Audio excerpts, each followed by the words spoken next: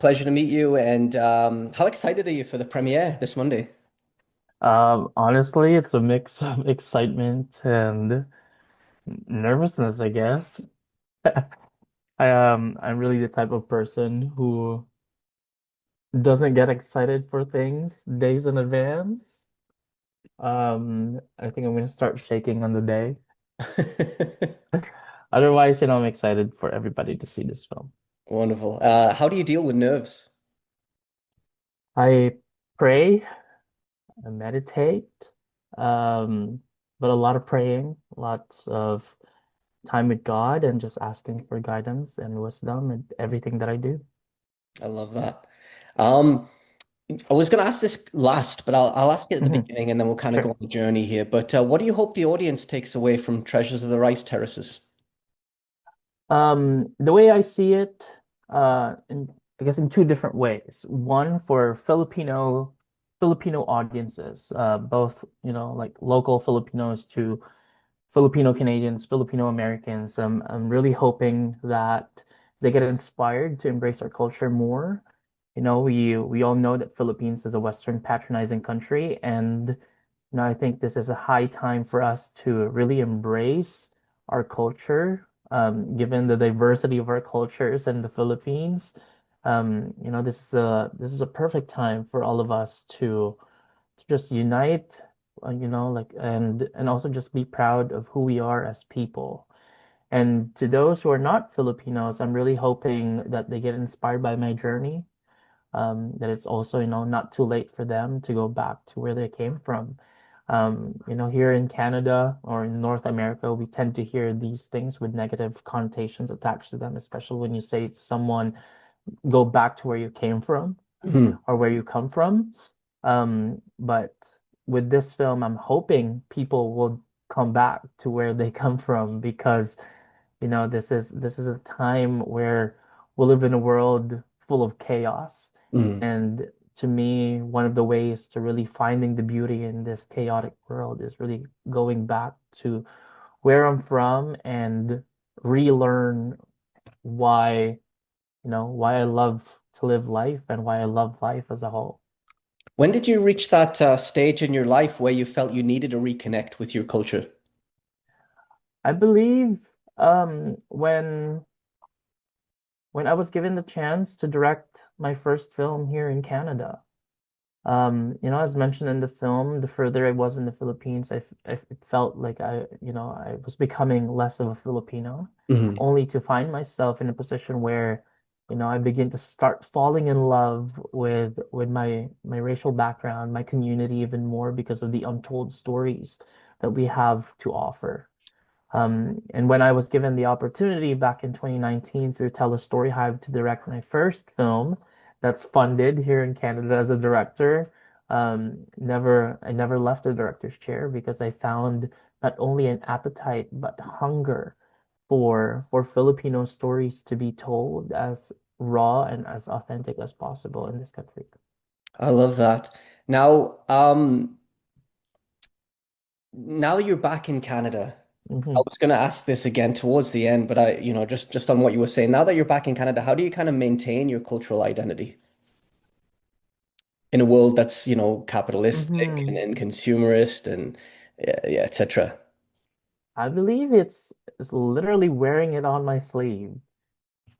Because I have so many Filipino tattoos now on my body. It's easy for me to remind myself why I'm in this country, why I'm in film, and why I tell the stories I tell.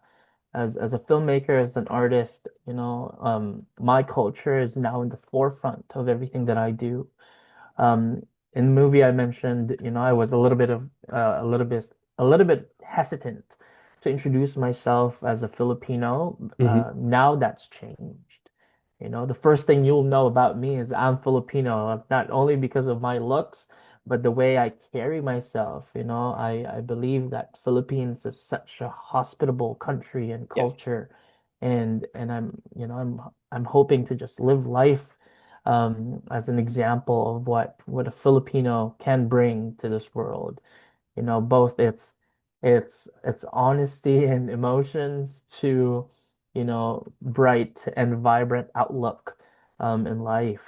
And it wasn't an easy feat to get here, but um, that's my biggest takeaway in all the films I've done that's tied to my culture, and it gave me, just this beautiful confidence when it comes to our culture and our stories. I love that. Now, we found out early on in the movie why there's been a prior stigma to tattoos in the Philippines. Hmm. In general, tattoos, even in North America, Europe, etc., have had a stigma globally, at least like in my own opinion. I had Hmm. reservations about them. 3 months ago, I got my first tattoo. Now I have Yes. seven. I fully support. I've got seven of them. Each of them have a meaning to them. I'm glad that I got over maybe my judgment, my stigma, but why do you think that maybe not now in 2025, but at least, 5, 10 years ago that there was this stigma worldwide, not just in the Philippines? I believe one, a lot of countries, really have a religious upbringing. Hmm. And I think part of it, why there's stigma is, because it's mentioned in the Bible, in the book of Leviticus, that you should not put any marks That's right. or wound yourself or scar yourself, because, this is a temple of God. Um, and coming from that idea alone, I think that's what created the stigma because it's seen as it's anti-religion. Hmm. If you put marks on your body, then then fast forward to probably 5 years after the stigma of of conservatives or religious conservatives, there's also a negative connotation that was tied to tattoos because a lot of gang violence, like ex-convicts or prisoners that come out of prisons would be covered in tattoos. So it's easy for someone to to point out that, oh, that person's probably done a crime, that's why they have tattoos. And I think that's where the stigma is also coming from because not only of the violence and the crime that comes with that person, but it's also seen dirty. Hmm. And I'm just happy. I'm just so happy that that's changed.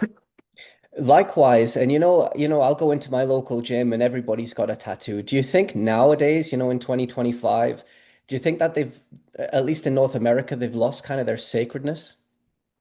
I wouldn't say that they lost their sacredness because I think a lot of people still get tattoos, not only because it's cool, but because there's a certain meaning and depth to why they're putting a specific tattoo on their bodies, right? So I think it's still sacred in that sense. Um, yeah, Okay. in that sense. And how cool is it that a place like Boracay has a culture where if you don't have a tattoo, you kind of frowned upon? Yeah. Yes, and this is where my hometown is. Hmm. In that same province, and it's 100% accepting when it comes to tattoos. I mean, like kids, when I was born and raised in the Philippines, and living in a clan where Boracay is, you see kids get henna tattoos every time they visit Boracay.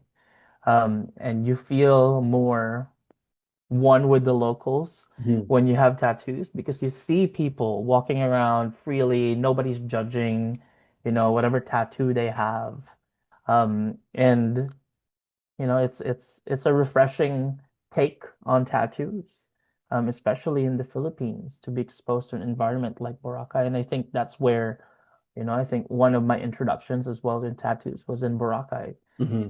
and how, fast forward to 2025, it became something that I can go back to, just like my quest for identity and acceptance. Love that. Now, we touched on this a little bit, but do you think modern day tattooing still connects people to their culture the way it does when Apo Whang-od does it? And hopefully I pronounced that. You did. 100%. Especially for Filipinos and what, tied to what Apo Whang-od and the Buscalan community is doing. I think it's high time for us as a community to look at things that still remains 100% Filipino Hmm. these days. I think that's hard to come by. It's in the Philippines. Like I said, Western patronizing country, right? So if you're half of something, in terms of race or your upbringing, like you're seen special. But and how about Filipinos outside of the Philippines? Just like me, when I moved to Canada, when I was slowly losing my Filipino identity, I was craving for something like some kind of stamp, that's something that's practical and tangible that I can go back to and say, look, I have that, therefore I'm Filipino. And I think that's why Apo Whang-od's story is so important and so relevant today because it gets to tie the community back to the Philippines when you get that specific mark. I love that. Now, when you arrived in Buscalan, Hmm. how much of your trip was less about the tattoo culture and more about self-discovery and your own personal journey? Oh, that's a really good question. Um, I think all throughout the journey in making this movie, I thought it was gonna be much clearer on my end why, or yeah, like why I'm making this film, why I'm, like really documenting my quest for reclaiming my Filipino identity. I thought I was gonna get that after I finished the movie. Hmm. I thought my journey of self-discovery was gonna was gonna happen after we finished the movie, only to find myself and realize that my quest for identity began the moment I started developing this project. Hmm. I learned that as a documentary filmmaker, liking a subject matter was not enough. Like you need to love it. You should be willing to go tooth and nail with it, blood, sweat, and tears, full on. Um, and yeah, going back to your question, it really allowed me to reflect, in terms of the decisions I've taken when I moved to Canada. And also, I was able to remind myself how much I love our country. Hmm. In the movie, it's almost an escape. We take you to a roller coaster of adventures in a very short amount of time.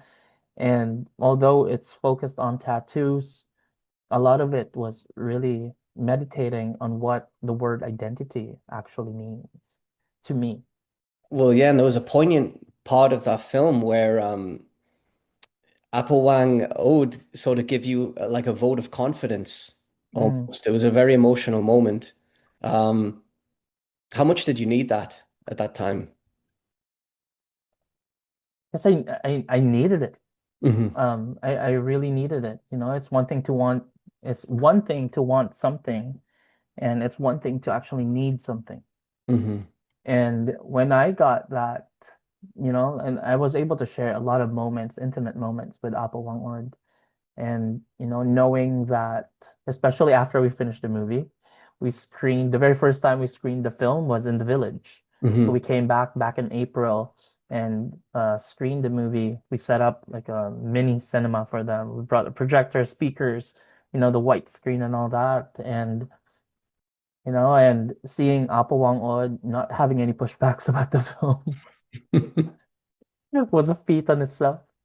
And I was just grateful that I was given that opportunity and that I was able to really connect with Apo and her apprentices, artist to artist, and also get to know their artistic identities across the board. You mentioned that she was totally on board with everything, and there was a part in that film where tattoo culture had kind of grown, and there was a lot of tourists coming from far and wide, and a lot of Hmm. them spending, you know, hours to a day just there, and then they get going, they take a photo. Hmm. There was maybe I'm wrong here, but my perception was that, gosh, she looks so exhausted. Like this is not what it's supposed to be about. Mm. I just want to commend her sort of patience on Mm. that. And you said that she had no issues whatsoever. Um, on that note, at the end, she said, and this is why I guess my perception was wrong. She said, my wish is for people to come from far and wide to get a tattoo because it keeps the culture alive. Hmm. How important is it for cultural traits such as the Kalinga tattoo to be kept sacred and not victims of cultural appropriation. I believe it's really, really important to keep it sacred and really immerse yourself in that community. Hmm. You know, one of our favorite words to describe our experience in Buscalan, it was magical. And when we say magical, it's this is when you're in this village, you're not only going to this village to get a tattoo, you're experiencing their culture, the people, the environment, and there's some serenity, that comes with this village and in our adventure. When we were in the village, we were fully disconnected from the rest of the world. There was no cell phone signals. No, we're not connected to any Wi-Fi. Like we were forced, not forced, by choice, of course. We chose to immerse ourselves in a culture that we haven't, been exposed to, only to find ourselves falling in love with it day after day. And I suggest, people who are visiting Buscalan to do the same thing. Get to know the people, get to know their culture, their tradition, even the food that they eat. We had moments where it's not captured in the film, but we had moments where, we would pick up snails in the rice terraces because that's what we're gonna have for dinner. We cut our own vegetables, and then the locals would cook it for us. We were able to, also experience how they prepare certain dishes, like their hometown delicacies. And and I'm really hoping that, although tourism has a very positive impact in this village, I encourage people who are visiting Buscolan to be a little bit more mindful, and be really respectful of the culture and the community that they're getting into, because they love welcoming you. They want to share as much as they can in terms of their culture and their tattoo practices.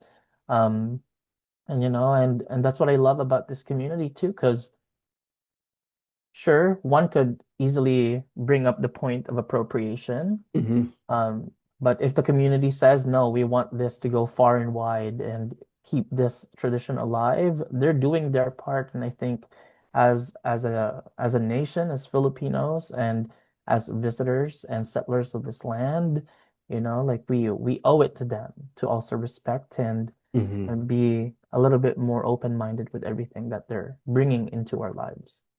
Your story is similar to my story. I lived in Ecuador a few years ago, and we were with Mm, the indigenous peoples. And I remember saying to my ex-girlfriend, should we maybe try ayahuasca? And she said it's not one of those things where you see, Canadian locals go and they do it and they come home. hmm We're going to live with the Aboriginal people for 2 weeks, and you have to immerse yourself. It's because that's the whole point of it. So you just hmm emphasized that by what you said Yeah. in your own journey there.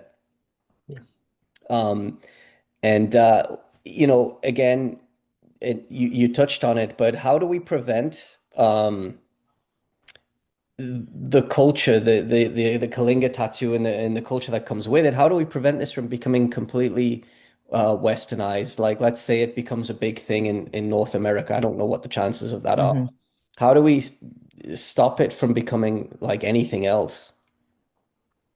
I think as long as, you go back to where it's from, Hmm.